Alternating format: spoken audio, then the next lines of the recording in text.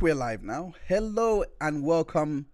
I think we're live. I think we're live. Hello and welcome to the first, probably the prelude, I would say, to Heinz Legal Cookout. And we have one guest with me, and that is Legally Dirty Blonde. And I'm waiting for the other guests to appear, but before I introduce, give the disclaimer of why they're not here as of yet. Introduce yourself. Nice to see you again, Miss Blonde. You could say my name. It's okay. Okay. Are you sure? Are you sure? Because some people have been Yeah, after you for quite a while. I know. Hey everybody, it's LDB, Legally Dirty Blonde, also known as Alana. I'm here with Heinz today. We're going to be watching a really interesting interview. Again, nice to have you. I finally got your name right. I'm not calling you legally, Harvey. You're getting there. I'm getting there. I'm learning, guys. I'm learning. But yeah, Ian couldn't make it. He is a lawyer that practices in California, a Latino lawyer, and he couldn't make it because he had a cold, and he couldn't. He's a mess. He's a mess. And Ari Jacob, I believe she is tied up at this point, but she can jump in at any time. But we are gonna go straight into the interview. But before we go into the interview with Camille, I just wanted to say, if you do want a chance to come up here and do talk with us, let me know in the chat, and then I will try and get your social identifier, send you the link in the DMs and password, etc. And then you can come up here and give your 2 cents in regards to it. Otherwise, I will be reading out the chat as well. So let me know what you think in the chat box. I'll wait for a few more people to come in. But Alana, how was your day? How's your day been? It's been good. It was my sister's birthday this weekend, so we had some fun stuff to do. Today hasn't been super exciting, but it's been okay. By the way, guys, make sure you smash that like button. Oh Lord, she's doing my job for me. I don't see this is the thing. I'm kind of different. I didn't even think this is a good thing, because this is probably a bad thing to be like this, but I don't like asking people for likes. I just find it as I'm doing it for you, so don't worry about it. See what I mean? But it's just one of those ones where if they like, they like. But thank you though. I do appreciate it, and thank you for everyone that is in the chat. I see you, Danny C. Danny. Hey, Sakib. Sup. But yeah, happy to see you guys here. And we're going to start with the stream. Not stream. Sorry, with the video very, very soon. Sakib right there. Sup. And Tasha. Do you want to come and talk? No.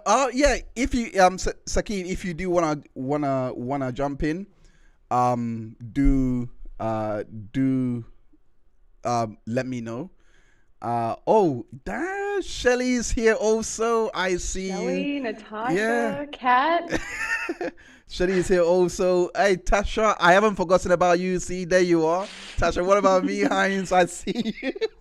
And lady, and the best mod that there is, Ladybug Gem is here. Hi, it's been a while. Catherine is here. Alana, you've got some fans, because Danny C. Everyone is like, Alana is in the house. Yeah. So yeah, I'm really happy to see everyone that's here. We are going to get into the interview in a second. But first, I wanted to ask, because I know you went on Nick Recader's live when he was recording the murder trial. Oh my gosh. I want to know what because I know you covered the Deb V. Heard trial podcast all through. Compare the murder trial to this one, because we have two liars, in my opinion, two liars on the stand. That's fair. You mean like compare the witnesses or compare the trials? Compare the trials, because I felt like they were very similar. It's just that this case was a murder case, so it's really different. But in terms of the people that are being accused, I mean, they're like twins in this case. I personally found the Murdaugh trial, which is funny, like to be I thought it was extremely boring. I kind of hated it. It sort of made me not want to like do my podcast for a little while, because it was just very monotonous. Every day I just felt like it was very boring. I wasn't engaged in it as much as I thought I would have been, especially for a murder trial, a double murder trial. You know, as compared to this defamation case, which you would think would be way more boring, it was not. You know, it felt like every day there was something with the Depp trial that I'm not saying her name because I do not want to pay you. Oh yeah, that's the rule. That's the rule. If you say that woman's name, you are going to have to pay me one way or the other. I'll put my PayPal in the chat so that you can provide the money over if you say her name. But yeah, the one that Shami named. I actually felt like Murdaugh was a better liar than her in some ways. Like, he did a lot better on, I don't know, his cross wasn't great, but he did a lot better than she did, let's be honest. But then again, maybe that was the caliber of the lawyers that were doing the cross-examination. We have Camille, who wouldn't let her get a word in edgewise, and I don't know. They kind of also let Murdaugh talk himself to death, you know? It's just funny how hearing you say that one of them was a better liar than the other. That's just funny to me. But yeah, let's get on. Let's get on with this video. Yeah, and here is Okay, let's. I realized at some point during the cross-examination of Ms. Heard that two of the jury members in that box actually turned away from her and like physically turned their backs to her and were just looking at me. Before I go into the, I just wanna read this comment, because at least Murdaugh was able to produce actual tears. That's what I mean. I really think he was a bit better. He was a better liar. Exactly. That's exactly right. Oh my oh wow. Ladybug, thank you so much. I'm glad to know that we are not sounding glitchy, because we have had a bit of technical difficulties, but I feel like I finally got the hang of this streaming thing. So one day I'll be the Nick Ricardo of the investigation space. And I'll be here. Yes. Yeah. I love having you on, because your perspective is it's unique. It's unique. Oh, cool. And you'll see why I say that, because Camille is gonna go through the trial the trial experience, what she's going through as a lawyer at this moment, what she faced when she was going through law school and trying to get into the system as a Latina, and also coming from a background which wasn't conventionally law. It's a very interesting interview, and for those that haven't seen it, you are in for a treat. I have not seen it. I won't spoil anything. I just thought I'd give a quick rundown. I won't spoil anything, but there have been clips of it. Circulating, and we will address every bit of those clips, provide a bit of context to it, because we know that context is Amber Heard stands kryptonite. So yeah, I'll press play now, and then we continue. And I thought to myself in that moment, we got them. Because now they're just paying attention to my questions. It almost didn't matter whether what she said, in response. And that's when you've got them. See, they took that out. Okay. I'm gonna pause it before he introduces that. Yeah, the Amber Heard supporters took that out of context. You as a lawyer, what do you? Please enlighten us. Okay, well, wait. When you say they took it out of context, what do you mean? What did they say? Okay, they were saying that they were saying that what she was saying was she did a good job of distracting the jury and getting them to steer away from the facts and not listen to Amber's testimony. So they were saying Amber was wronged because she said that and was providing that little bit of context, saying because of these two jury members, not all of them, just two, was doing that. So yeah, could you please provide a bit? What do you think? Yeah, I think that what she was saying is that she was trying, first of all, you don't want to let your witness on cross-examination go on and tell their emotional story, especially when she's lying.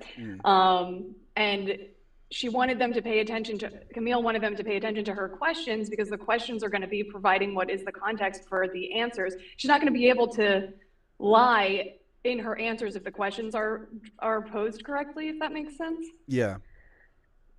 No, I completely get you. Apparently. Danny's asking if the volume's low. I thought it was a little low too. I just I upped my volume on my computer. Yeah, let me try and fix that right now. I'm not sure if it's still low, but I'll try and fix that right now. Thank you so much for joining us today. My name is Camille Vasquez. I'm the founder and president of Latino Students in Law. And today we're joined by a very special guest, Camille Vasquez, and just a little bit more about Latino Students in Law. Is that a bit better, guys? Casey, Danny, is that better? Let me know in the chat. We're a relatively new organization here on campus that focuses on providing resources to Latino undergraduate students pursuing a career in law. And our mission is to advance diversity in the legal profession. And this is actually our last event of the semester, and so I'm so excited that we can end the semester with this discussion. Camille, how does it feel to... Yeah, before we get into that, I just want a bit of confirmation. Are you guys able to hear Danny, Casey? Let me know so that I can try and fix it before it goes on. Still quiet. All right. I don't know why it's still quiet. I'll try and increase the audio a little bit. All right. All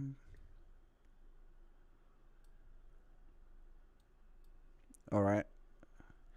Let's go again. To be back at USC, even through this virtual format. Is that better? I'm really excited to be here. Thank you so much for that warm welcome, Isidro. And it's very nice to see most of you or see your names. It gives me a lot of pride. That is so strange. This is that is very strange. Did not. I can hear it. It's better for me now, but that doesn't mean anything because if chat can't. Okay. Danny Yeah. much better. Okay. And I feel really proud of my Trojan community. It's probably just a delay then. I was one of you not that long ago. At least I like to think I'm not that long ago, but yes, I was definitely one of you interested in going to law school and interested in the legal field and not really having any mentors or people, at least in my family, that I could look up to in this profession. So I'm really glad and happy to be here with all of you this afternoon. No, guys, thank you so much. Thank you so much for that feedback. Because imagine if we just continued and no one said anything, no one could hear. You don't leave. You know what I mean? Like I'm glad that you guys just didn't go, and you guys stuck around to actually give that feedback. So thank you. This is I'm sorry. Every time I put my hands up, I think of The Office. You know, Stanley doing it. I know you know the reference. But yeah, anyway, let's get back to this because I'm gonna get carried away with the references. But yeah. And we're so glad to have you. And this is actually your last week of classes before finals. I'm sure you miss taking finals.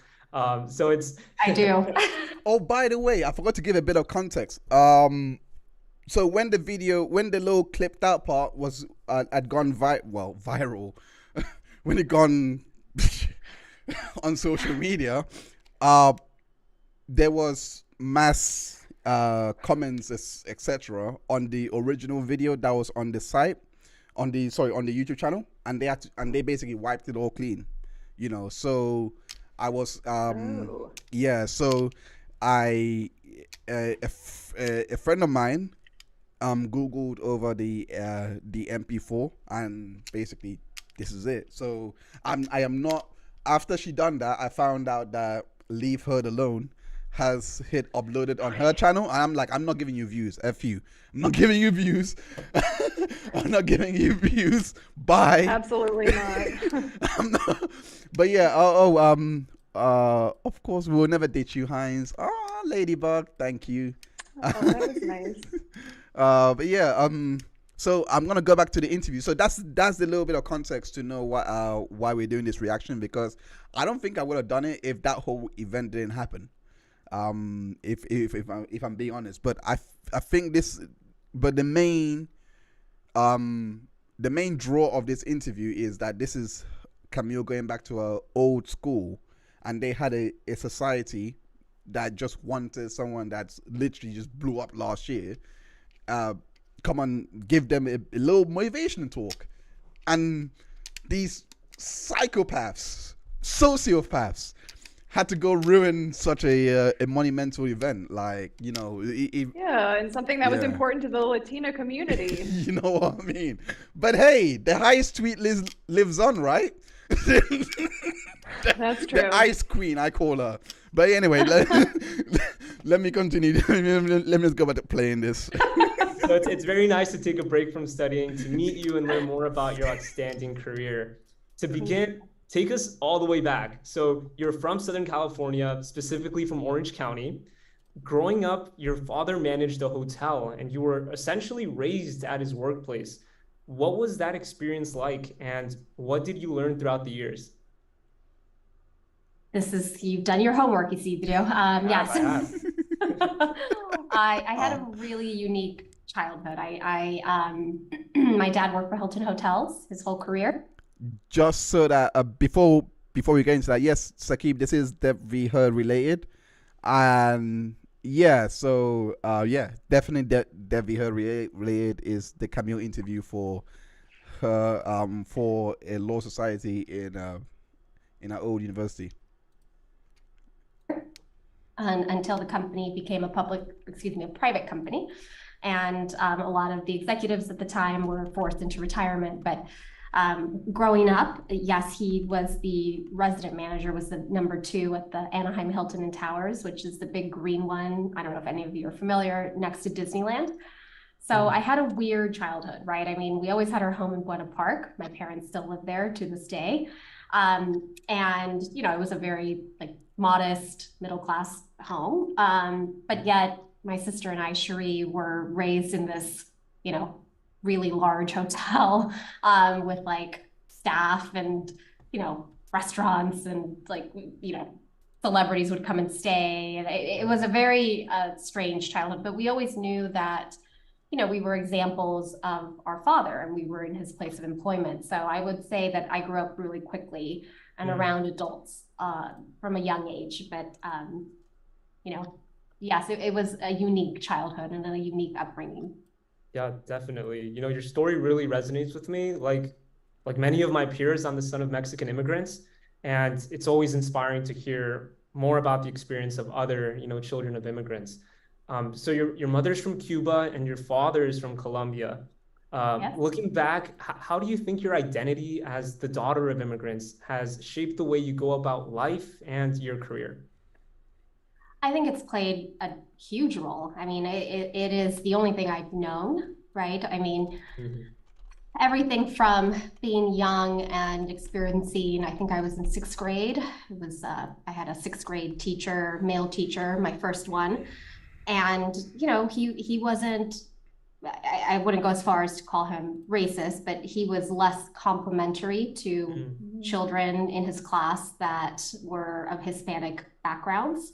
And I noticed that, and that was probably my first exposure to being treated differently, or seeing my peers that were Hispanic being treated differently. Like, for example, you know, I didn't attend ESL classes. My mom really pushed for both my sister and I to be put into the English speaking classes, right? So I wasn't growing up in grade school. I didn't attend the special ESL classes.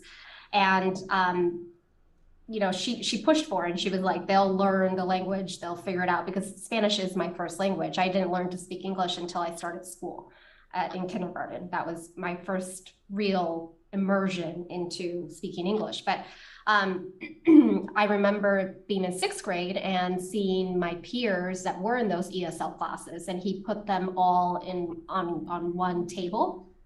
Right. And I thought that was such a disservice to them, because they were going to fall behind. You have to hear the English language. You have to assimilate, right? And that's the way you learn languages. That's the way you know, if you have an accent, you can listen to other accents. You can, and I just remember coming home and telling my parents, that was just one small example, but I was like, you know, this person, I'm not going to say his name, put all the Hispanic kids, you know, on one table. And I just think that's wrong. And, you know, there were many examples of him, treating us differently. And it really bothered me. And then, you know, realizing that my parents said to both my sister and me, you know, you are going to be treated differently just because of your last name, even before you open your mouth. And, you know, we don't want you to feel that you don't deserve to be somewhere, or that, you know, you are different than other kids because they have blonde hair and blue eyes.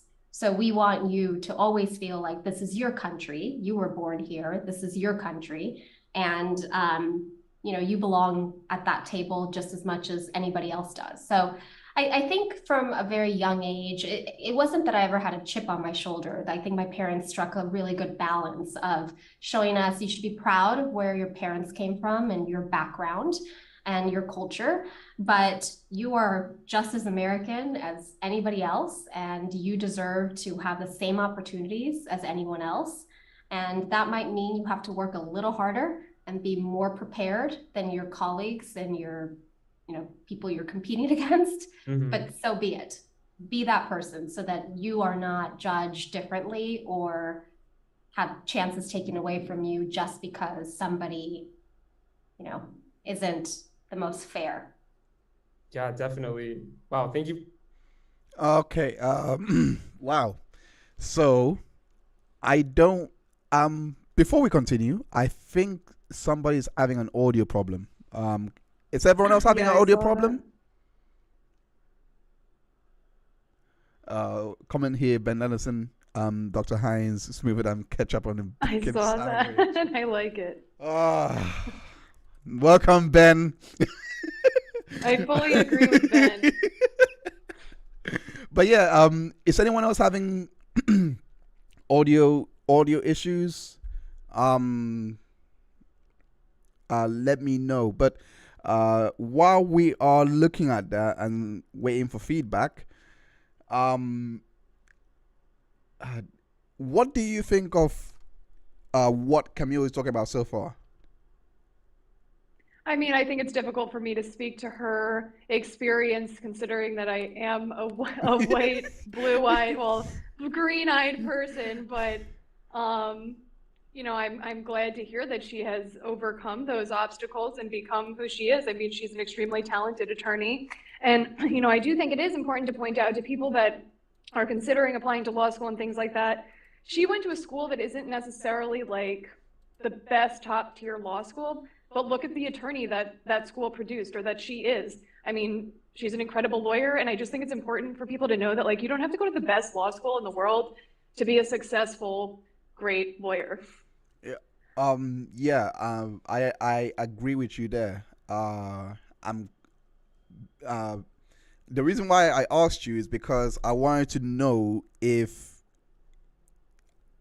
that was something that is not necessarily speaking to her experience, but if that was something that you have ever witnessed going through your experience in law, like in school? Did you see something like that, or?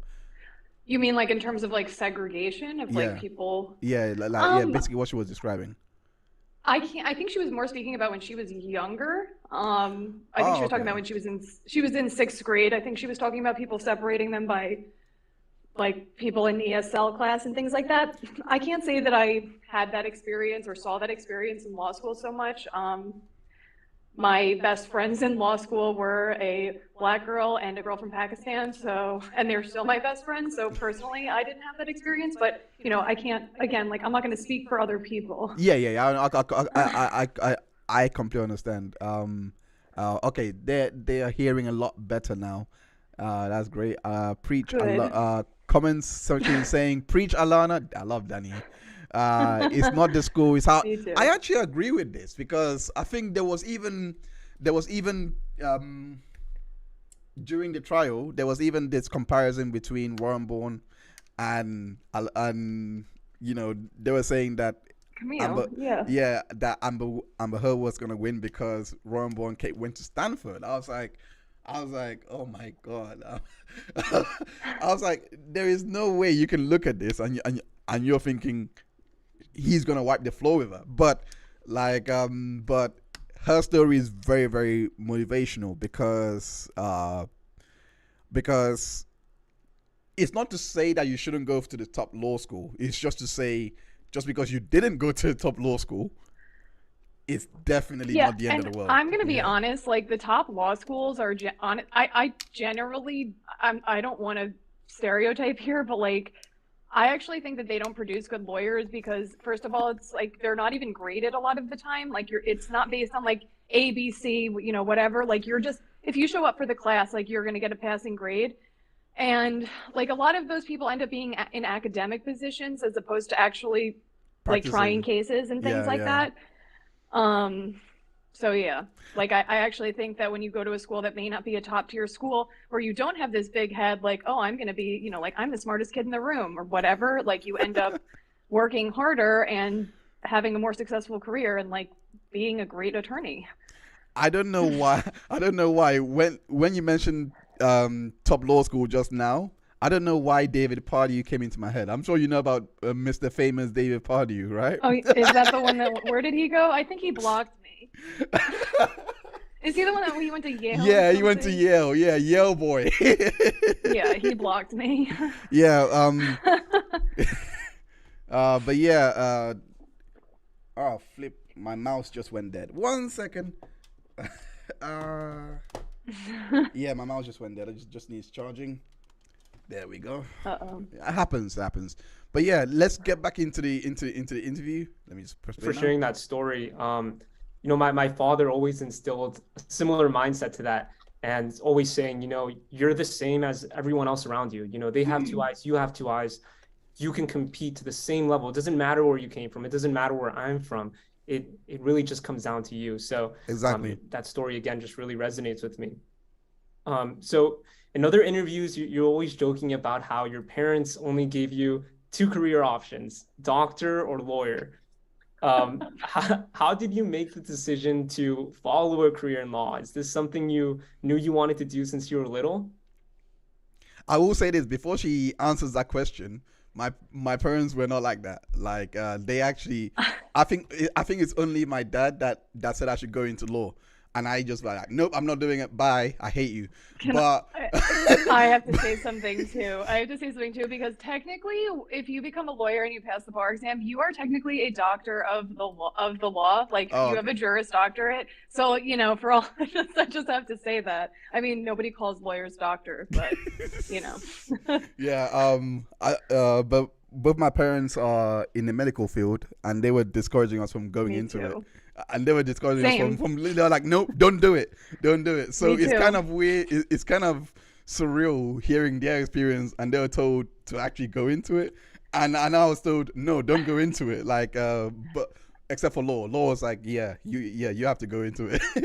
Yeah, it's actually funny. My parents are both in the medical field too, and they discouraged me from going into medicine. And a lot of some of my bosses that I've worked for, like their kids are doctors now because their parents told them not to become lawyers. I think they might both be right. That's a strange coincidence. Anyway, let's hear what Camille has to say. Basically, I mean, it's a joke, but there's a lot of truth, you know, in the joke. My parents, especially my mother, I mean, she had 2 daughters, right? And for her, it was paramount that they never have to rely on anyone, specifically a man, but, you know, anyone. You're famous. You're famous. Be independent and to have our education. And they would say to us, we're not leaving you much in terms of the traditional much, right? Homes, money, but we are leaving you with your education. And that is something that no matter what happens in life, you can always go back to it. You have a profession. And so, yes, they did quite well. They got 1 of each. My sister is a doctor. She's a pediatrician in Los Angeles, at Kaiser. Cherie also attended USC. She married her college sweetheart, who's a doctor as well. He's a quarter Mexican. You know, they have a little girl now. So I wasn't ever very good at math and science. Admittedly, like those were just not strong subjects for me. You know, I had tutors growing up. I think I got my first C and like only C in math in high school. Like, you know, it was tough for me. I really struggled with math and science. So if I was Oh my God. Oh, I completely forgot. When she said that, oh my gosh. My GCSE, I'm not sure if you guys have GCSEs over there, but my it's called GCSEs over here, but it's when you What does that stand for? I actually don't know. But it's something that when you're in high school, you guys call something else different. High school different over there. I don't know. But over here, when you're like, you know, you're 5 years in secondary school. I think it's fair to say secondary school, and math, English, and science was the core subjects. I failed science. Complete U. I didn't even. It was ungraded. English and maths was the only thing that I passed, and it wasn't even a high grade. It was a C, both C's. How I got to university in the end is beyond me. It's actually beyond me. But, I mean, yeah, I was terrible in math in high school. That was my worst subject. I actually failed math 1 year in high school. But hey, look, you could fail math and still become a lawyer. So there's still hope if you failed math. Just don't fail English. Yeah, don't fail English. That might be more difficult. Yeah. Oh, Lord. Going to be good at math and science, I had to choose the other profession, which relied more on.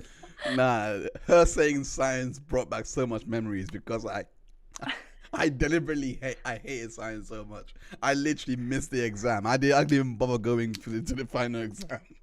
It was so bad. The speaking and reading comprehension, which I was better at. So yeah, I mean, from a young age, I was always pretty mouthy. My mom would joke that I was very opinionated. I've been telling her for time that she looks so beautiful tonight. She got so dolled up. She got so Oh, thanks, guys. I was afraid to share my passion with whoever would listen about any injustice I saw. Yeah. So, you know, from a young age, she would look at me and be like, this one's going to be the lawyer. Esta va a ser la abogada. and I think that's very true. I understood that. It was just kind of insane. No, I didn't and I really didn't have much of a choice. Okay. And so once you decide to go into law, how did you go about pursuing your goal? For example, what type of extracurricular activities were you involved in high school? So in high school, I participated in mock trial. Here, my junior and senior year of high school, we started to have mock trial and compete in the Constitutional Rights Foundation of Orange County's mock trial program, which is fantastic. I actually was just there last week, Thursday, at their award ceremony, speaking to those high school students. And I, really excelled in that program. And that was probably my first introduction to what being a lawyer really could be like. And I realized that being in the courtroom was really where I was most comfortable. I I felt an exhilaration when I was preparing to go to compete in court. But then when I got to court, I found myself really calm, like surprisingly calm and focused, like laser focused. And I just felt really at home there. So that was my first introduction. And then at USC, I was a political science and legal communication double major. And I was pre-law. So I definitely try to choose classes that, were geared towards the study of law. I took a couple classes at Annenberg that were taught by real practitioners, real lawyers. And hey, that's what I you would said, always try to find internships, volunteer opportunities to work in law firms. Well, and doctor, just start really? with networking, because I realized that, especially after I took the LSAT, I wasn't going to go to a certain type of Ivy League law school. And I was never a great standardized test taker. And so I had good grades, but the test score wasn't high enough to get me into Harvard or Yale or, even USC. And so I realized that to get ahead, you just have to network. You have to start meeting people that are doing this job, so that when you graduate or you're looking for a summer internship in law school, you can go to them and say, will you hire me to work at your firm? And you'd be surprised how many people will say yes. You just need to start proving yourself. So I worked in the mailroom, at the first law firm that I ever worked with here in Orange. And I sorted mail, with the staff. And I would go to the lawyers and be like, oh, do you have a deposition, or do you have a hearing I could go and shadow you at? And I was just curious. People really love talking about themselves. Alana, is this how you started? Sorry, what? Is this how you started? To a degree, yeah. I do medical malpractice law, so I actually was working in the medical records room of a medical facility for that was my first summer job when I was in high school. And then I started working with one of the attorneys at the office, doing I wasn't a lawyer. I was literally my first year of college. I worked with her, and I just kind of shadowed her, I guess, if you will. I don't know if that's the right word. I got paid, but not very much. And yeah, that was, I guess, similar in a similar way. Not exactly, but close. Wow. Is it really that difficult that you have to work in the mail room? I mean, you definitely don't have to, but I think it helps you make connections, that you can later on use not only to add into your resume for somebody to call, but also to say, hey, do you know of any job openings? You know what I mean? So you can, it probably be much easier to go to better firms from doing this. Is that what yeah, I'm or listening? just to help you get your foot in the door wherever you're trying to go. Oh, okay. Well, I got so much to look forward to. The sign of a good interview is if the other person talks more than you do. Yeah. So just ask questions, be curious, and you'd be surprised, how many people want to be help to you. Mm-hmm. Yeah. And so I wanted to touch on what you were just saying. So after you graduated from USC, you attended Southwestern Law School here in Los Angeles. And like you said, often there's this expectation, and it's almost drilled into us, that we have to go to an elite law school like Harvard, Stanford, Yale, to even think about being successful in our career. But clearly you have defied this stereotype. Could you tell us about other ways that you maybe leverage the resources at Southwestern to get internships and jobs? Did you have any mentors that connected you to these opportunities?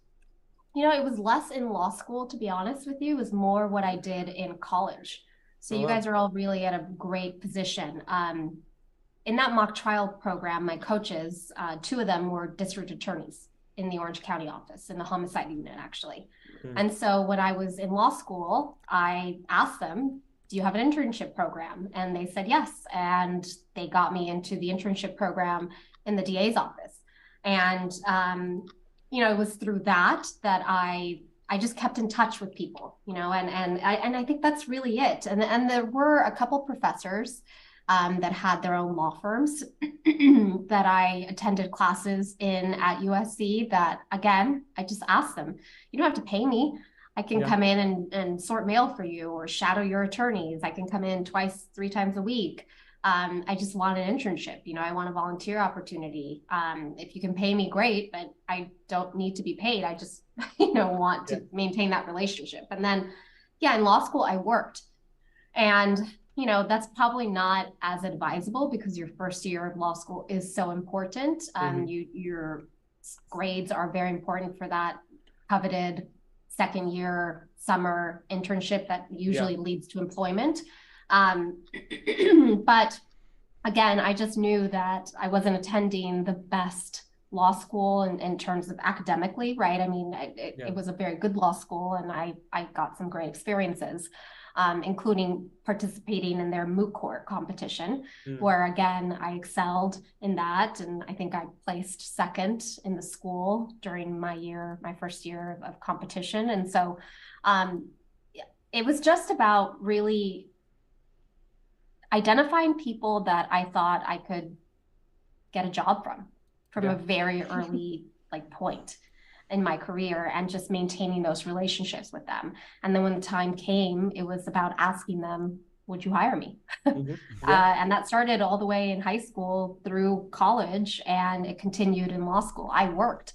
It was really important to me. Law school is unique. It's different than medical school, right? And I only know that because of my sister. You do 2 years of medical school, and then you do 2 years of practice where you're actually doing rounds in different areas of medicine. Law school is just 3 years of studies, and you really have to capitalize on the summers to get that real work experience, because otherwise you won't really know what it's like to be a lawyer, right? That's one of my criticisms of law school. I think they should do better about training you as to what I it completely really agree is with required her. of you when you get to a law firm or the DA's office or the PD's office, whatever it is. Like, you should know what discovery is, you should know what a pleading is, you should know how to calendar and file things. These are very basic things that you do learn in your first few years of practice, but I really wish schools would be better about teaching those real skills. That's actually very interesting that she brought that up. Yeah. Did you want to say something? No, just I was gonna ask. I was mainly gonna ask. In your experience, how did you handle the transition from law school to practicing full time now? Which, I mean, you are even messaging me saying I just got out of a deposition. So to me that's every day I'm in surreal. a deposition. I think so like she said, when you're in law school, they don't teach you how to be a lawyer in law school at all. You do not learn how to be a lawyer. You learn how to read legalese, you learn how to analyze case law and statutes, and you learn how to write legally. There are certain classes you can take that will be a little bit more helpful to you in the real world, but like she also said, having a job, I didn't work during the school year well, that's not true, actually. I did work my second and my third year, I worked during school, and I worked over the summer. So after my first year, I worked over the summer. But having the jobs and getting the practical hands-on experience during law school, but not through law school, from the jobs I was working at, was the thing that really helped me be able to transition very quickly after graduating and getting a job, and pretty much just starting working within once I passed the bar, or once I found out I passed the bar, I was working 2 months later full time. And the fact that I had experience from working jobs during law school is really the only way that I was able to do that. I just think that it would have taken me a lot longer to adjust. Yeah. No, I think that's very fair. I mean, I don't have any experience in this to even know what she's talking about in terms of the doctors to lawyer comparison. All I have is Scrubs as a baseline, seeing JD go to sleep. That's all I'm That's fair. But she's saying though, with medical school, you get to kind of practice and decide what type of medicine you want to do. You do rounds of, you do pediatrics, you do oncology, you do OBGYN stuff, and you get an idea of oh, I think I like this type of medicine the best. This is what I want to specialize in. Whereas with law school, it's not exactly like that. You kind of take all the baseline classes. Yeah, and like unless you have an idea of what you want to do from the get-go, it can be difficult to decide. Now, I definitely understand that, because it's weird how I've spoken to so many lawyers and they have so much broad experience doing criminal defense, doing commercial law, doing well, if you are in the States, it will be like, civil law, but either Second Amendment, First Amendment, etc. All of those things. So it's kind of like seeing that is, I think, speaks to what you're saying, because if they went through that in school, what you both are saying here, if they went through that in school, I doubt they will be going into all these areas to try and practice after they have completed the studies. That's interesting. No, those are some great tips. Thank you so much, Camille. So I want to touch very briefly on the Johnny Depp case. We're coming up on almost a year since the trial. And, for many of us watching... And they keep saying the tides have turned. I'm sorry. Online, we had never seen so much media attention directed towards this trial. And I believe the last time something like this happened was during the O.J. Simpson case. How did you internalize the fame that came from this trial? Did you expect to get all this attention? Oh, God, no. No, I would have done things differently, probably. I probably would have warned friends and family, but a bit more than, I even thought about. You're right. It was the first time that, we knew that Johnny would get attention. It's Johnny Depp after all, right? And but never did we anticipate that the lawyers would get similar, fandom and attention. That was really not in the realm of possibilities, something that we contemplated at all. And you're right. I haven't seen, you guys are probably, you're definitely, most of you, younger than me. And I remember the O.J. Simpson trial. I remember watching that verdict come in. I was in 6th grade, actually, in that particular teacher's class, and he turned it on. And yeah, I remember. And I know Robert Shapiro, again, somebody else that while I was in high school, or excuse me, actually in college at USC, my mother encouraged me to reach out to him because his son was a student at USC while I was at USC, and he had died of a drug overdose. And Bob and Linnell, his wife, had established a foundation in their son's name, the Brent Shapiro Foundation. And I was looking for some type of organization to donate to. My mother said, I just saw Bob Shapiro, the famous lawyer, and his wife on Larry King. You should reach out to him. And I said, right, Mom, because Robert Shapiro is just going to take this random girl's call. And she said to me, well, you don't know until you try. Funny enough, I got something more to say. The Amber Heard stands heard this interview. You have to pay yourself now because you just said her name. Oh, flipping out. Oh, damn it. I have to donate to a charity now. Oh, gosh. Oh, Lord. Don't worry. I'm not going to pledge it. I will actually donate it. But I was gonna say the person that shan't be named stands. Yes. I think Danny beat me to it. Danny beat me to it, basically saying that the idiots, and I'm gonna place a lot of emphasis on the word idiots because she is right. They are flipping idiots. Who basically was saying that came after her for saying that she was looking for not Ben Shapiro. I'm saying Robert Shapiro. Flipping out Ben Shapiro. Robert Shapiro. Because she wanted to go and practice. Not practice, but get experience from him. Yeah, get advice, etc. Shadow him, etc. They were saying, "Oh, see, she. Oh my gosh, I can't even. I was. She wanted to be famous is basically what they were saying. And listen, if you want to be famous in LA, you don't become a lawyer. You become an actor. No, yeah, like, oh, she's famous. Oh, she believes that. I think one of the stupidest ones that I've heard is that she believes that O.J. Simpson was innocent because she was working with Robert Shapiro. I was like, what the fuck is wrong? What the F is wrong with you guys? A lot is wrong with them.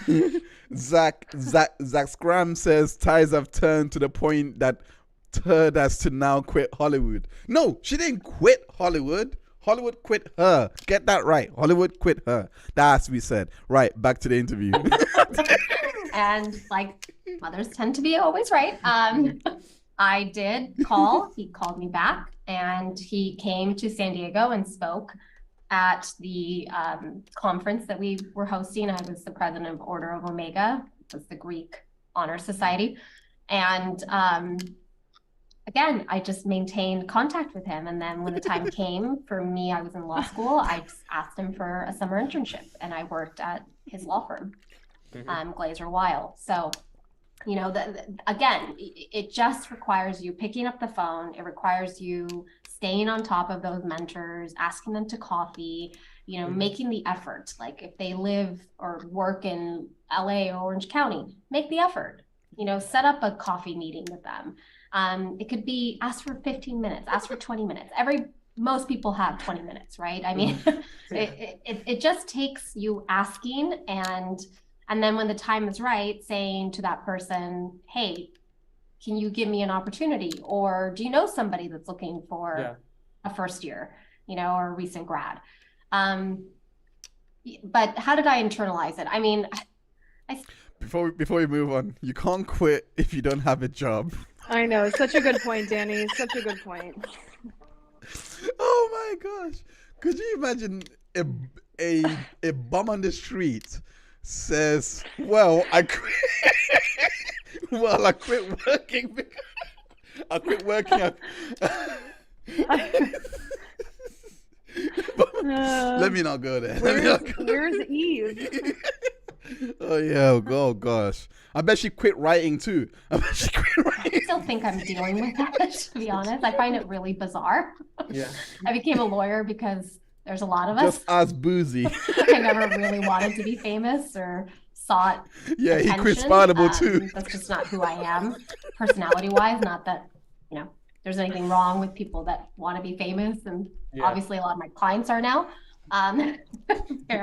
But they're little brag there from Camille. Yeah, I find it bizarre, and at times it can be overwhelming. Okay. But for the most part, it's been incredibly positive, and people are very nice and complimentary and just want to talk or thank me. And you know, I'm always happy to talk to friends, family, fans, whatever you want to call it. I mean,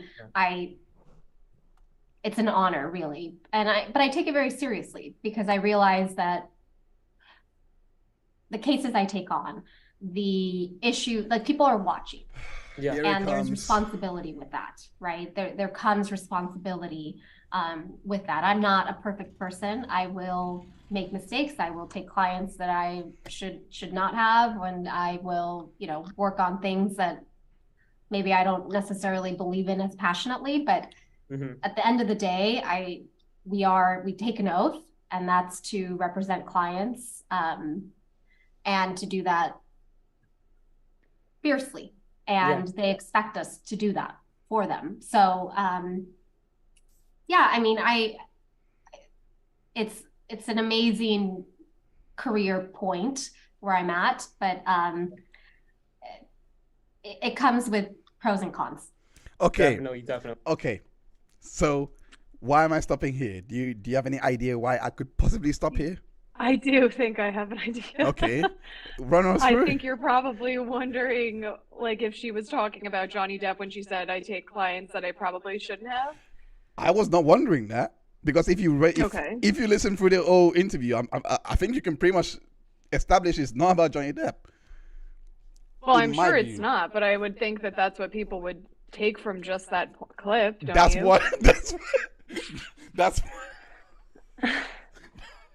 That's what Ty Turners were believing. Context matters. They clipped this part out to say, and this does the rounds on Twitter. They clipped out to say, "Oh, that woman regrets working with that man." Imagine waking up to this madness. I woke up to this man. I was thinking, what the F is wrong with these people? Just by listening to the clip, I was like, there's no way you can just establish that's about Johnny Depp. I was like, no way. And then I think my friend sent me a screen recording, and and when I posted it, there was one comment that That's it. Why does it strike you as why does it hurt you so much that Camille would regret? I'm like, you idiot. You guys took a screenshot out. Nope. Anyway. Putting that aside, what do you think about what she said in terms of the prospect of being a lawyer? Because that's what I took it as. I mean, that's what anyone with a brain cell would take it as, because she's looking... You mean like that it's a difficult career path? Yeah. I would totally agree with her. And I think that people, I mean, like, you watch shows like Law and Order and you're like, wait, yes, Danny, you're absolutely right. She totally regrets it. That's why she went to those concerts. Yeah. And that's also, I'm sure she totally regrets making millions of dollars too, Like, come on. They completely forgot the narrative. Sorry, continue. Yep. Sorry, continue. I was just gonna say, I think some people see like the Hollywood version of being a lawyer, which is like, it's like, what do they say? Like the CIA effect too. Like everything happens so fast and it's so, it's all beautiful and great. And that's just really not true. And it's a really difficult career path to choose. And especially as a woman, I think it's a difficult career path to choose because in a lot of ways, you do have to set aside like having kids for a little while, like to go to school. I mean, you don't have to. I went to school with people that were pregnant during law school, but it's difficult. And you have to take a lot of time to do it. And in general, I just think that like if you're going to take that path, I think that you have to really want to do it, and you have to really realize how much time goes into it, and how much personal time and how much lack of sleep goes into it as well. Yeah, I completely agree with you, and from the context you're speaking for the person that hasn't had any kind of experience going through exactly any other field, because I'm coming from a business field and working in PR, etc. I've had that kind of background where I'm kind of thrown into the trenches. So I'm 31 now. So imagine if I had gone to law school, I probably would have quit if I didn't have the experience that I've had building me up to this moment, knowing that you have no choice but to go in hard on what you believe in, basically. Is that what Definitely. You're kind of alluding to? Yeah, and I think that having, like, a number of my friends that I went to school with were several years older than me, and they had worked, they had gone to school for something else. Maybe they've gotten their master's in business or something like that. And then they decided to go to law school. And I do think that those people actually had a better time with law school because they had already, they'd already dealt with the real world, if you will, before deciding to jump in. And they already knew like what it took to be successful. Yeah, no, that's what I'm feeling, because that's what I'm feeling. I mean, I still think I'm going to have the hardest time going into it, but I think... No, you've got a lot of good people to back you up and support you. Thank you. Now, you do, though. No, you're making me squirm. Stop it. All right, I'll stop. No, continue. I like it. So, but yeah, let me just read the chat. Unlike Rotten Born. Danny, you're funny, man. You're funny. Unlike Rotten Born, who literally ran away as fast as he could. Very true. That's very true, and no, it's nowhere to be found. Zach Scram. Camille said multiple times that JD is a friend and not just a client. She actually said we're gonna go into that. Casey Jacobson, hello. The third that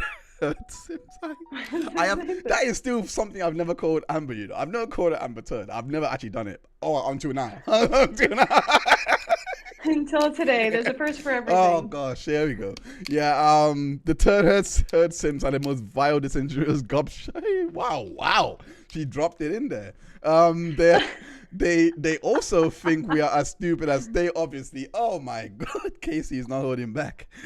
Casey gets it. So it's a bit out of sequence. All right, let's get back into the interview. But and we'll get back to you, Casey. I think right now, currently, the most aspired job to have. They ask little kids all the time, and they're always saying they want to become YouTubers and they want to become TikTok famous, Instagram famous. And sometimes we don't see the downfalls that may come with, having all of this fame, all of this attention. And when we see someone become famous virtually almost overnight, it's sometimes easy to overlook all of the years of preparation, successes, even failures that have occurred along the way. Could you elaborate a little on the experiences that you believe have contributed to your success career-wise? Honestly, there's no shortcuts to it. Anybody that tells you otherwise is lying. Yep. It is Felt a this. lot of sacrifice.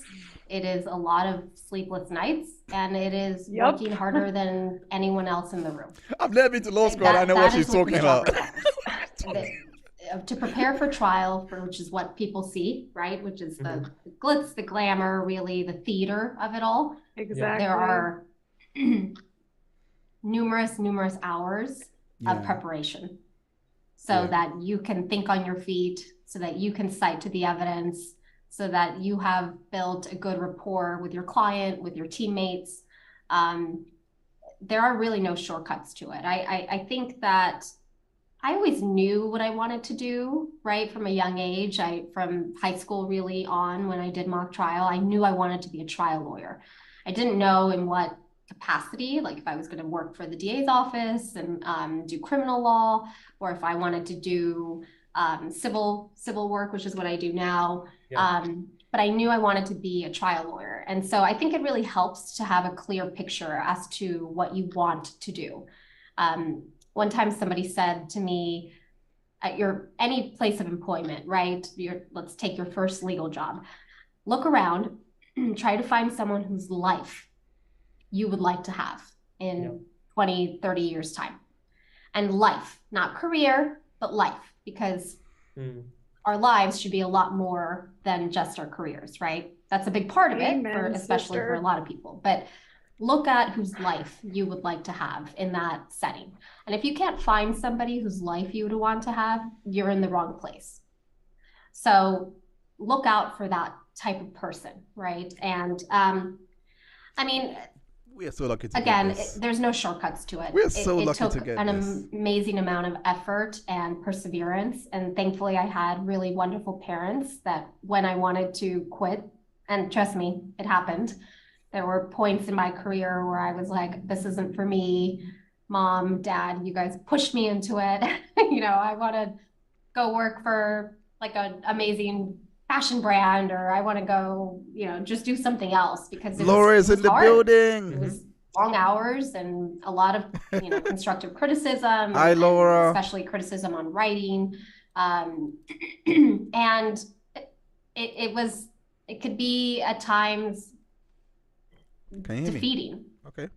But I stuck with it because I think I knew deep down that I would get to a point where I would feel comfortable, right, in what I do. But what I love about this job is that I learn every day. Every day there's something new that I learn, either from a colleague, from a client, or I'm addressing something really different.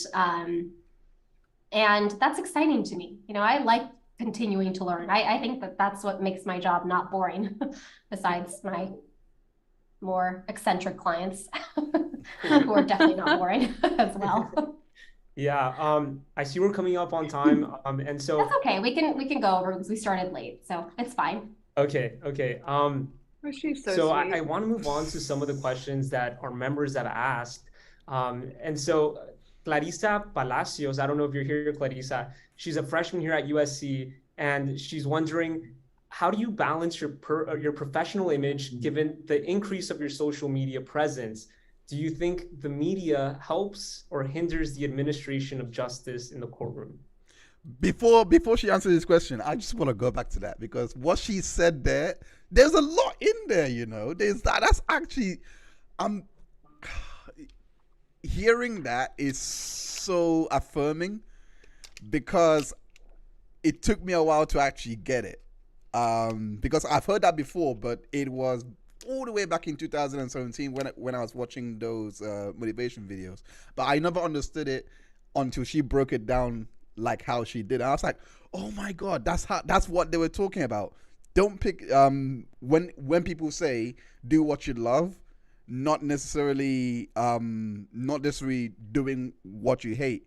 But what she said is basically a lot of context there. Is like, no, you need to make it work in your life. You need to choose your life over your career, basically. And that, like, what do you think?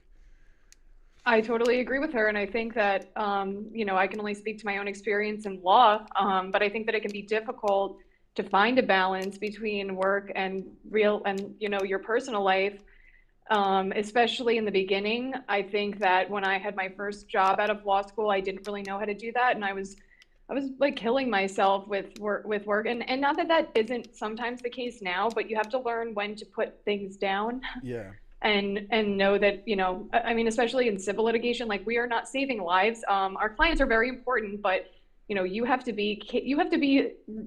least be rested and, like, eating correctly and being happy to adequately represent your client and do a good job for them. And if you're not doing that for yourself, how are you going to do that for them?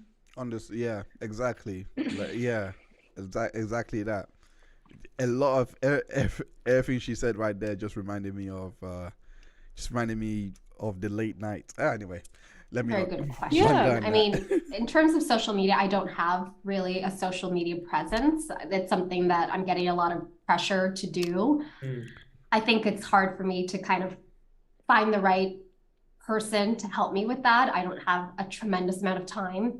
Yeah. And I think I'm just struggling to find the right serious type of person that could help manage a social media presence for me. But understands that, I don't want to be like showing memes and things like that. What's wrong with me? I'm far too serious of a person in general to do that. So, and in terms of social media, and no. I don't think Camille broke my heart hinders, there. Right? I felt personally attacked, right? She broke my heart. What's wrong with me? You better no more memes. She's not gonna date you. Oh, she won't pick you, bro. She won't pick you.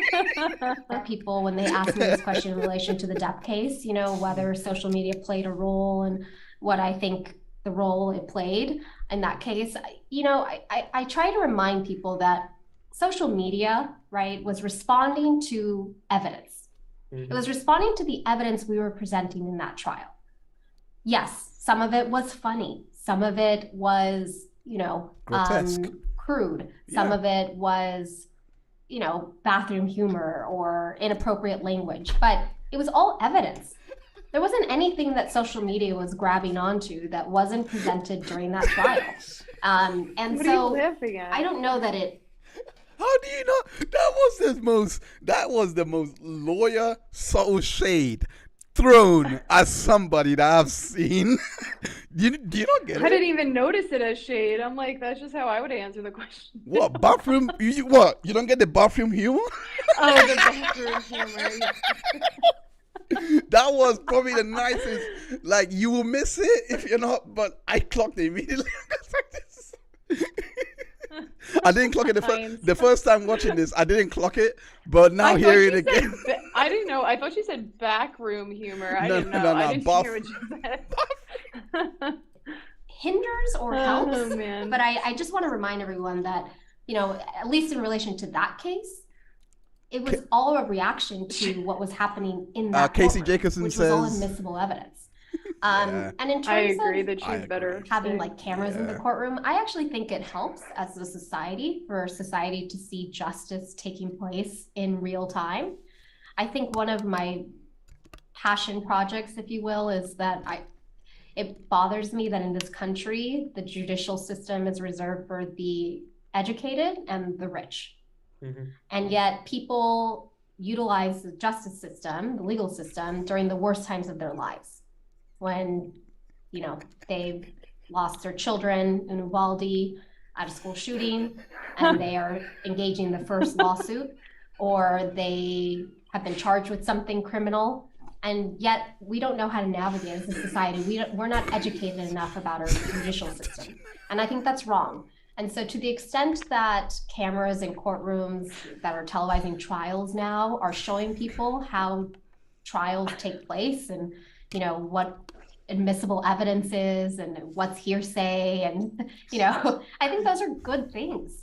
I don't think that's a bad thing, you know, as a society, to show what real justice looks like, taking place in real time with real cases in terms of education. I think it's a good thing for us as a society. Yeah, definitely. So just moving on to Carla Mejia's question. She's a senior here at USC, and she's wondering, despite law school being overwhelming at times, what was your most memorable experience in law school? Besides graduating, I'm just kidding. Maybe like that. Hey, that wasn't a joke. That wasn't a joke. That was my most memorable time studying business as well. Like, it I wasn't can't say my most memorable time in law school. I would get in trouble. Alana, what Yeah. what were you up to? I'm not telling it on live. Privately. I'm calling you after this. I would say Okay. probably participating in the court competition my first year. Okay. Being able to go to the appellate court in Pasadena, California, and argue before real justices. That was a really neat experience, and I really enjoyed it. Again, I love being in the courtroom, so I think that was probably one of my more memorable experiences, along with graduating. I was so relieved. I was like, okay, I can finally start working. Well, Okay. Someone asked, and it's Danny. You got to spill the tea now. I She's can't. asking. I literally You can't got to say it. spill I'll the tell tea. you privately too, Danny. I'm not trying to lose my job. All right? actually not yet, Camille. You got to study for the bar. Yeah. Is it that bad? Oh Get a gosh. couple more No, months. it's just like inappropriate. Yeah, I've never been in prison, but I'll tell you, studying for the bar. Definitely I remember, calling you like, after my this. first night after the bar exam, I went to dinner with my family, and I was at the Grove in Los Angeles, Yeah. and I remember like looking around and being like, I haven't been around people in months. Like Yeah, it I felt hear like, that. you know, I had been in prison for months. Yeah. I was like, oh, this is what people look like in like live and living color. Like I was living in a crazy person's house. I had my outlines like on my bathroom mirrors, and you know, I wanted to be always looking at it because I'm a pretty visual learner. So would recommend that. Got to get some fresh air while you're studying. Yeah, definitely. So our last question from our members comes from Brandon Fabian. And so Brandon's wondering, in the trial, we saw your extensive cross-examination skills. And so aside from your mock trial experience, what else would you say set you up to be the great trial lawyer that you are? I am a avid studier of people. And I really have always, that's how I learn, is I watch. We'll answer your question, And Casey, I after watch this. other lawyers in court. I watch them in deposition, and you pick up things that you would do and things you won't do, and things that you can make your own. But I highly recommend that you watch other lawyers do what they do best. And thankfully, because of cameras in courtrooms, there is a lot of opportunity for you to do that. And so I think that it was that, and then it was being the most prepared person in that room. Right. I needed to know that evidence better than anyone else. And I needed to know it so that, you know, in cross-examination, what you want is the jury or the trier of fact, in this case it was a jury, to be looking at you and to be listening to your questions, because you're making your points in your questions. It almost doesn't matter what that witness says in response, because the question is actually where you're making the point and making the argument. And I realized at some point during the cross-examination of Ms. Heard that two of the jury members in that box actually turned away from her and like physically turned their backs to her and were just looking at me. And I thought to myself in that moment, we got them.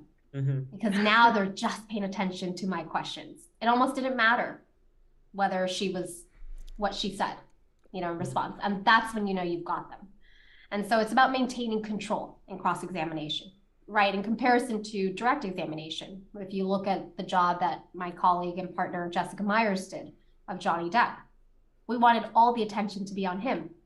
You barely saw her, you heard her very briefly, you know, just small little questions. And then it was just on him. We wanted the jury to be captivated by him and for him to tell his story. Everything from even what she wore, she put her hair back, her very muted color, that mattered because we didn't want anything taking away attention from him. Yet when I did the cross-examination, I wore all white. I wanted people to be looking at me. I didn't want them looking at Miss Heard. Wow. I wanted them to look at me. We're going to deal with that because so many ideas went through my head. But first, Casey Jacobson has asked a very important question here. And is there a difference between attorneys and lawyers like there are barristers and solicitors? Do you know? No, there's no difference. Well, I mean, attorneys and lawyers are the same.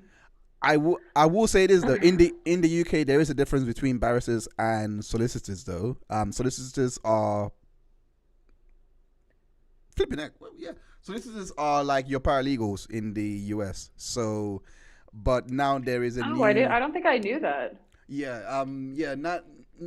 Now there is a new law that's allowed them. I forgot what it's called right now, but that allows solicitors to represent clients in the courtroom, but it's only at the small courts. It's not necessarily in the high courts. But yeah, but that's I'm not sure about how it happens over there with paralegals, etc. But yeah, but there's so much that Camille has said in literally just that little piece there that my head just went wild, because that is, as Danny called it in the comment section, is called strategy. That is strategy. That is everything. I mean, even what she said in regards to preparation, in regards to what she wore. Yeah, like what you wear in a courtroom is so important, and like the fact that Amber's lawyers weren't telling her to. I mean, you could tell that there was a point where she did decide to dress a little bit more demure, and she had her makeup on a little less heavy when she took the stand. She looked a little bit more fresh-faced, if you will. Yeah. But like certain things, like they tell you when you're defending in a case, like you shouldn't be wearing black, things like that. Like you want to just come across like as like, I don't know, like the villain is usually wearing black in the crime show or whatever, in the cartoon, and like it's what people associate. Like that's why Camille said like she wore white. She wanted people looking at her. Yeah. I think there's just a way to. There's certain people that don't know how to. Like she wasn't listening to her lawyers. I'm sorry. Like with those braids in her hair every fucking day. Every freaking day. No, it's true because I think one of the thou shall not be named on this channel stands. She actually Legal By has done a video on courtroom, dressing. And she was saying that this is misogynistic and, it's not like, why does this matter? All those things. And I was like, wait, did you watch the video? I was like, did you watch the video at all? You say like what she was talking about is very valid because it goes into it's basically psychology. It's like, yes, it's like, for example, I mean, this is so out of there. This is so out of there. But when I was a DJ, I used to wear, when I went to DJ, this was so irrelevant and no one understood why, but I used to wear flashing glasses, to DJ.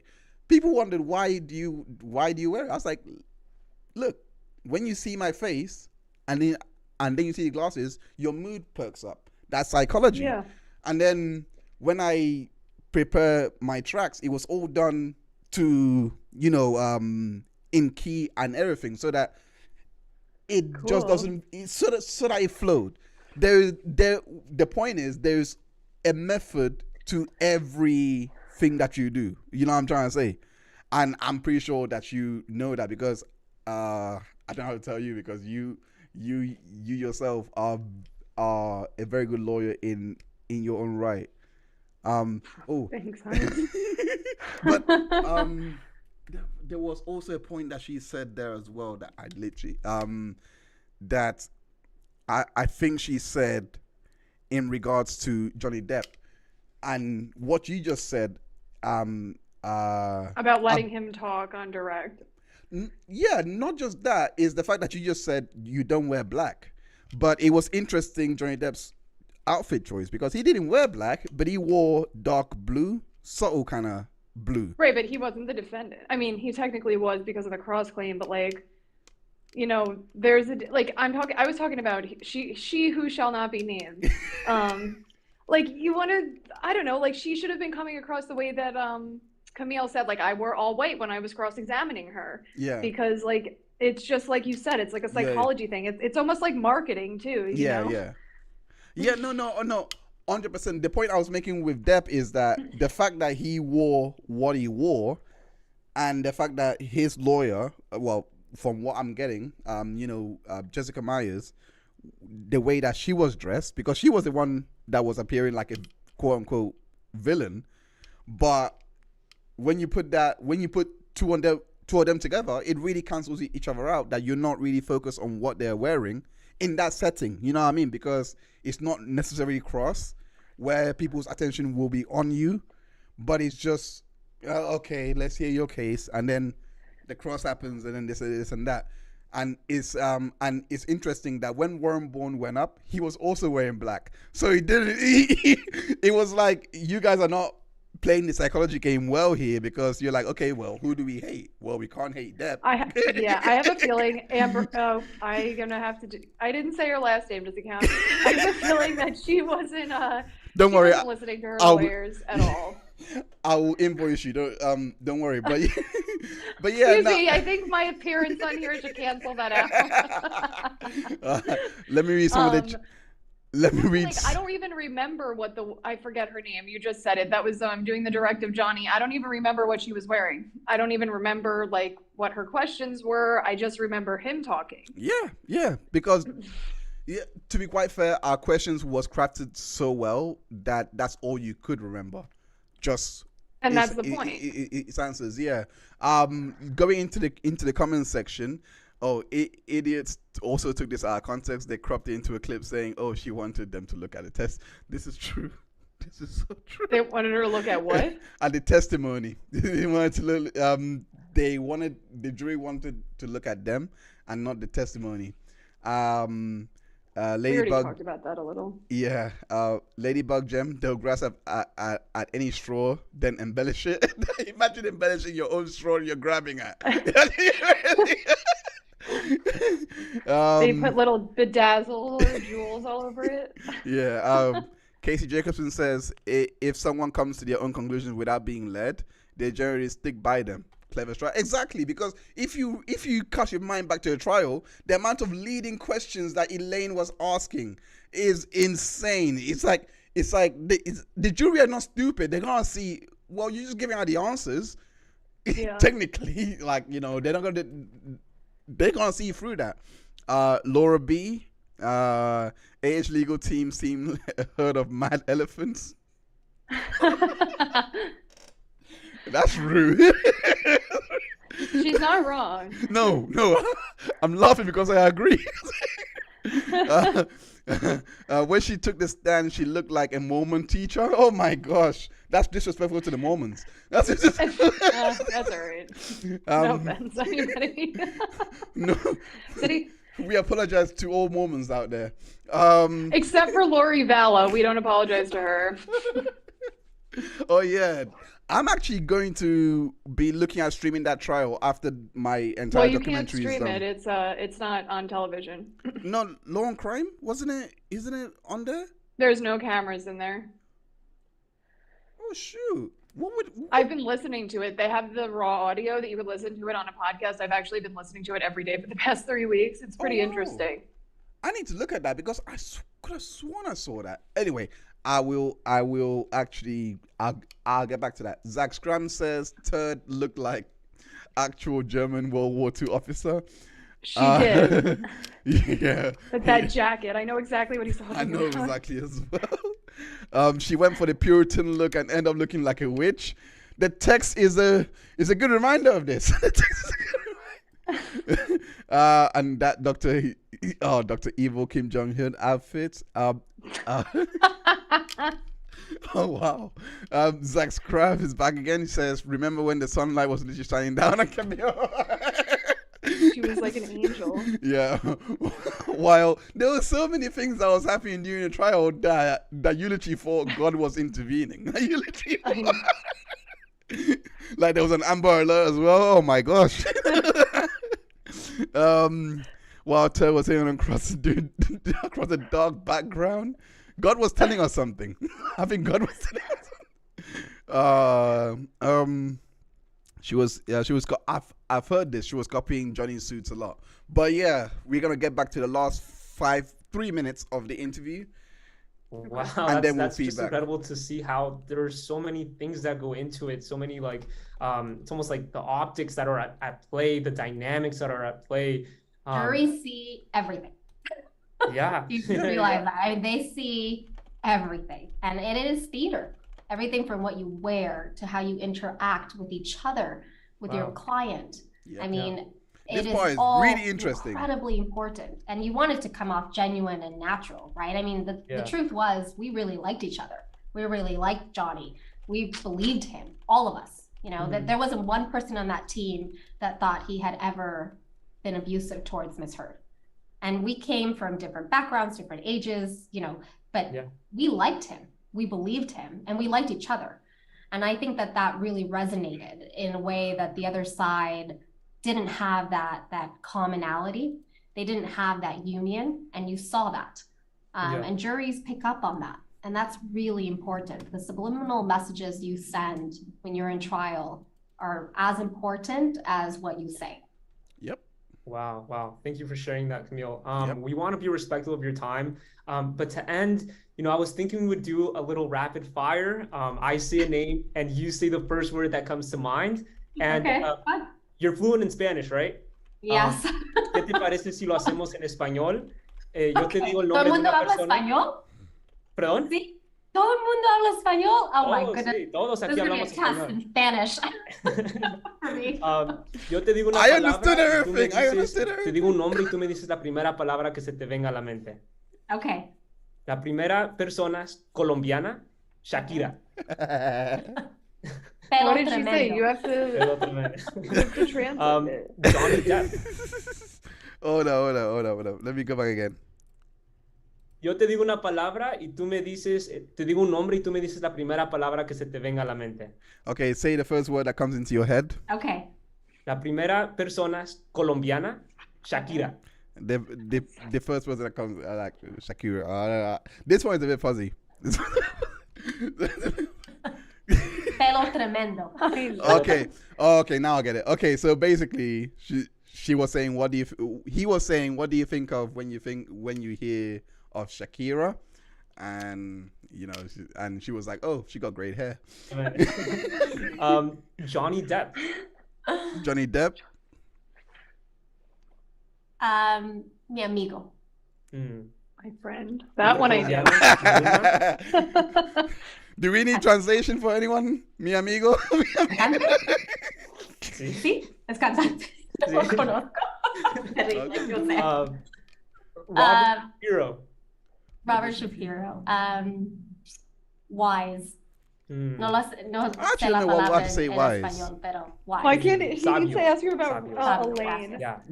If I Mario was Lopez. doing an interview, I would have definitely asked about Elaine. Chistoso. Chistoso.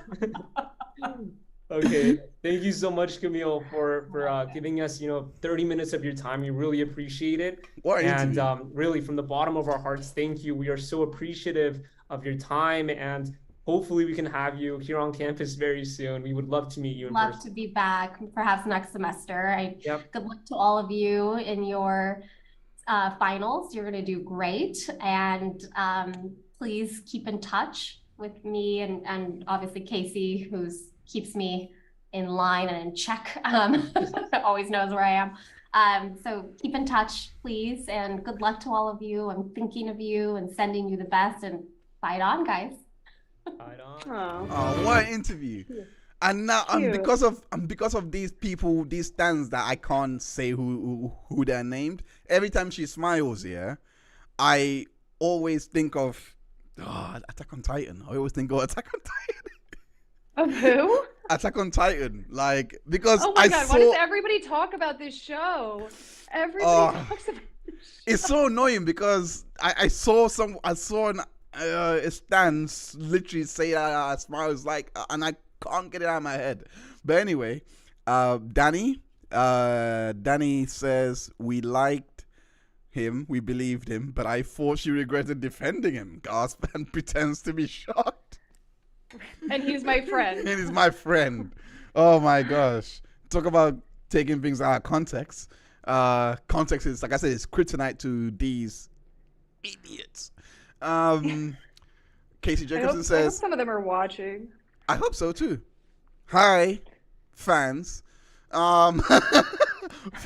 I swear, like, I wouldn't be surprised if Carrie is watching this. You know, Michelle, like, that girl stalks me all the time, always in my post, but complains. Oh, that girl. Like, yeah, I think but she never blocked leaves me a long time ago. but never leaves her comments open. Anyway, Casey Jacobson says, I'm quite concerned for the jurors once their names are released.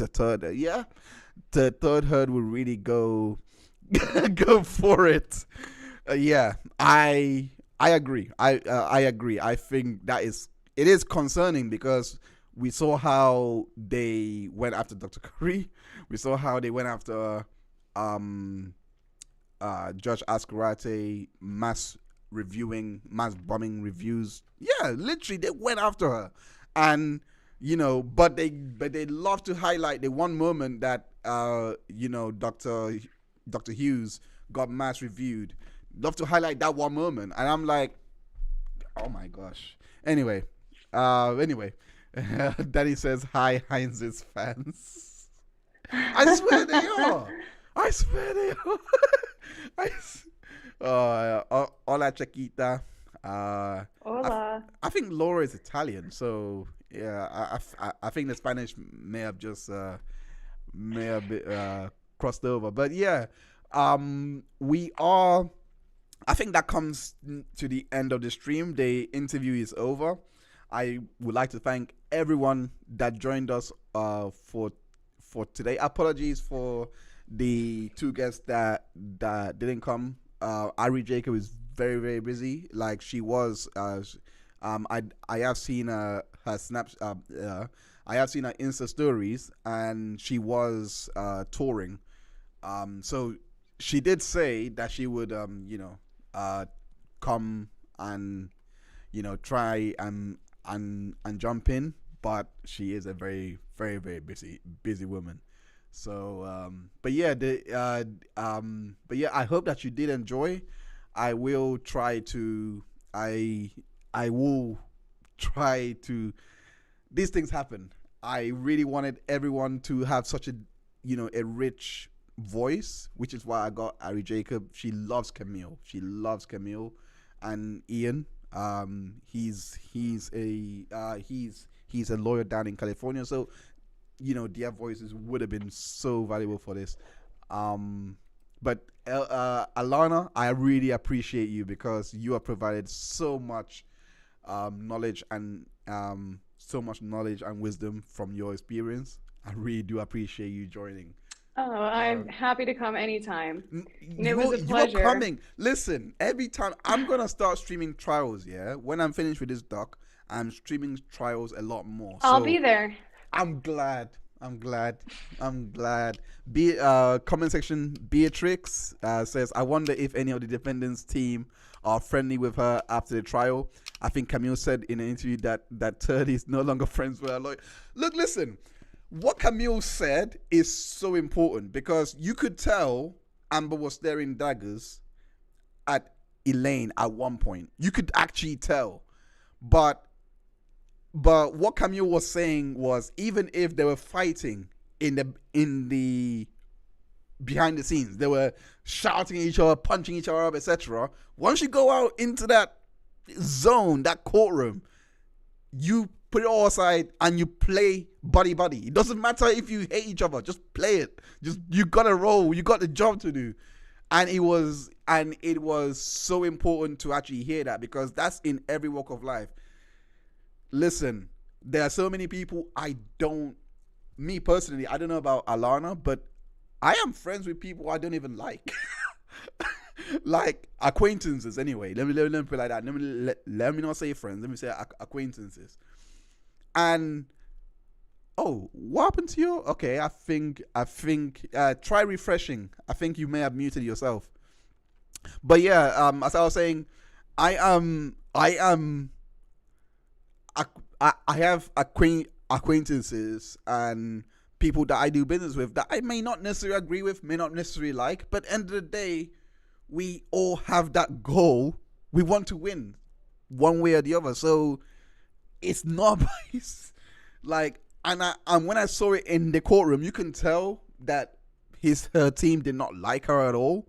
You can tell that they probably didn't even believe anything that she was saying, and that really translates over to the jury, because end of the day, the jury are human beings. Yeah, I can hear you now. I can hear you. Okay, cool. Yeah. End of the day, the jury are human beings, and end of the day, they are going to look at all of these things that we take for granted, but it plays in their psychology. Like, if they see that Rorenbaum may be fumbling over too much, and they're gonna look at her and be like, well, if your team is fumbling over like this, how reliable are you as a witness? Do you know what I mean? Okay, how about the time when, did you talk about this while I was gone? But when she left the courtroom, when Judge Asperati was like, okay, no, that was really bad. Yeah. Oh my gosh. Yeah. I said it in other streams. I think I said it in other streams, but I really hope. Actually, no, I said it in an interview that I've done for the doc. But I really hoped that the jury did not look at that and prejudice her and use that against her, because that would be really harsh. But I get it. That's what happens. You have to behave appropriately. Even if you want to punch your attorney in the face, you go sit next to them and you smile like a good little client. Yes. Kat, you are never late. I mean, we all make mistakes. We all get the time zones wrong. It's okay. You're here now. We got the live chat on replay. You can always watch it back. But yeah, I'm just when she stormed out of the courtroom, I think that is everything that Camille was talking about. I don't know who coached her. I don't know who was in charge of doing that. But it's insane. It's actually insane for you to do that. And then you have her stands trying to say, oh no, she didn't do it. I'm like, no. You guys are not seeing this. The jury did not leave. If the jury left and then she done that, makes sense. I don't care. But you're in front of the people that are going to decide your fate. Yeah. Stop your dick sucking. Be an actress. Stop. Do your job and be an actress for 1 second. What I mean? Yeah, stop, these people defending us. Stop the dick sucking and just look at the facts. Danny said whoever coached her obviously hates her, and I totally I agree. I wouldn't be surprised if Christina Sexton was her coach. I would not be surprised, because I don't think that girl likes her either. I think she did all that testimony because she was like, I'm done with this girl. I'll just say this and destroy her case. I mean, you know that she who shall not be named would be like, I don't think I should do it that way. I think I should do it this way. She was never gonna, take advice from somebody. Yeah, exactly. And Casey says it illustrated our character perfectly. Yes, that it did. Because if you are storming out of here showing disrespect, and it is disrespect, because you might want the jury to be very forgiving and be like, okay, let's stick to the facts. But what are you trying to present to them if you've had a cross-examination like that, where a lot of things, in your opinion, has been misrepresented, etc., wouldn't it be better for you to be like, I'm gonna walk away, my head held high, and there's 100%. always rebuttal. There is always rebuttal. I'll save it there. Although I do think that was on rebuttal, but still. No. That was the direct. That was because she walked Wasn't out. that? Yeah, That when. was the second time when Elaine was like, "I'm trying." Yeah. That was the first time. That was okay. That was the first time. So it wasn't as if it was over. It was just a blip, in my opinion. Seeing her walk out, I thought, nah, that's it. You've lost this case. Like in my opinion, I was hoping the jury didn't react like that, but I was like, nah, you've lost this case, really. Yes, I'll be there. I'll be replay crew too. Thanks, Ladybug.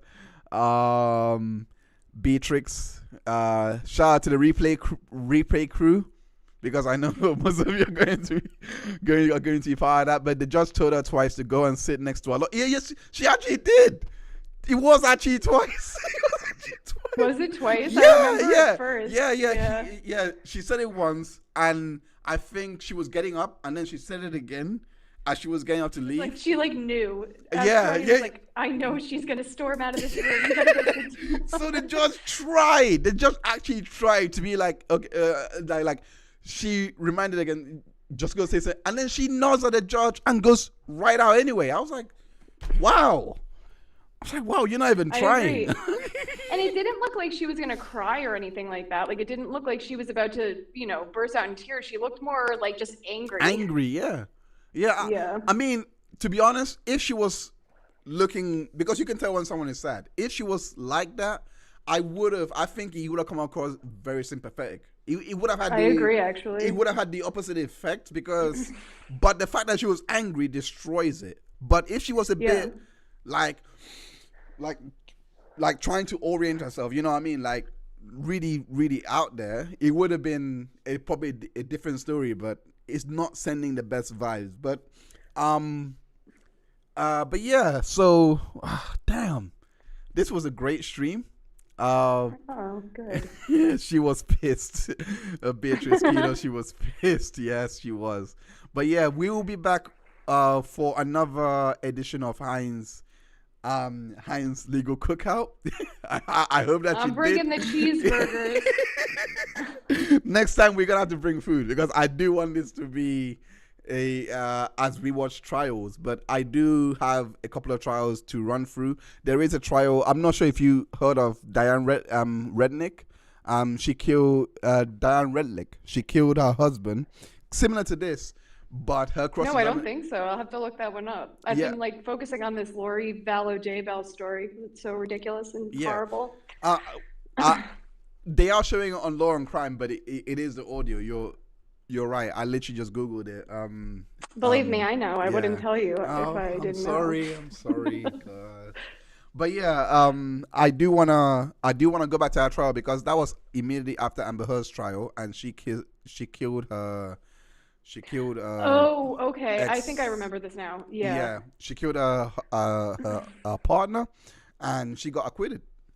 She got off, but a cross-examination is why I want to view it, because it's so interesting how that happened. But yeah, let me just read the last comment and then we'll call it a day. Kat Wagner says, it's so funny to compare her attitude storming out to her demeanor in the deposition video. Oh my gosh, yes. Did not even clock that, yes. Where she fell, where she was on top of it. Oh my God, yes, that's very true. That is extremely true. And yeah, that demeanor is extremely interesting, because I still the one thing that comes up in my head is when she was trying to explain, like, oh, anytime Johnny would get punched or hit, he'll call it a cold clock, and then she answered it confidently, smiling, thinking she got it. I'm like, you just admitted you punched the guy, man. Right? I know. I'm like, you guys hear yourself? Do you not hear yourself? Yourself. Danny says, great stream, had so much fun. You're welcome for all my fabulous comments. All right, Danny. Thanks, Danny. I will be sending you a bill. Oh my gosh, that bill is gonna be.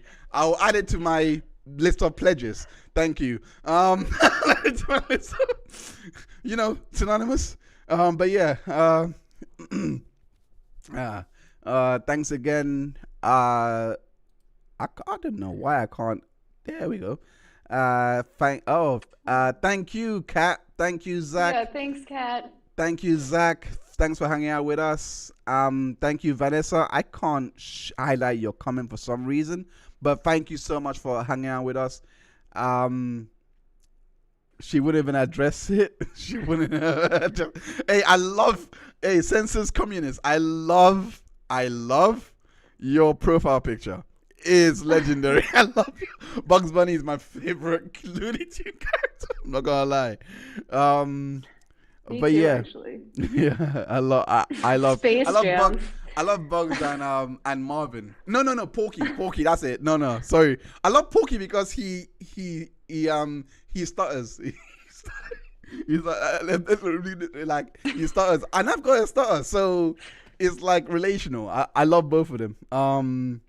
Anyway, so yeah, bye Laura, bye Vanessa. All right. Thank you so Thanks much, for having Alana. me again.